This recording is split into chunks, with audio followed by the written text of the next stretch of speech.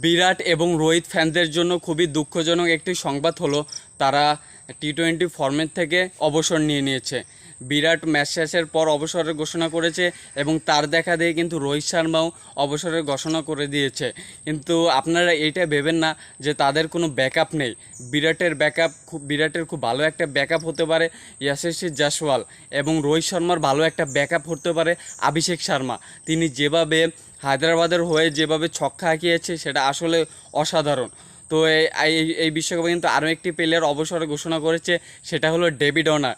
David ওয়ার্নারেরও কিন্তু ভালো একটা ব্যাকআপ রয়েছে। তো বিরাট ভাই এবং রোহিত ভাইকে খুব মিস করব। রোহিত ভাই হিটম্যানের এত সুন্দর সুন্দর ছয়গুলোকে আমরা মিস করব, এবং বিরাট ভাইয়ের সুন্দর কাভার ড্রাইভ খেলাও কিন্তু আমরা খুবই মিস করব। তো এরকম দুই কিংবদন্তি প্লেয়ারকে হারিয়ে কিন্তু ইন্ডিয়ান টিম কোনোভাবে কিন্তু নর্মাল হয়ে যাবে না। তাদের অনেক শক্তিশালী দুটো ব্যাকআপ কিন্তু অবশ্যই আছে।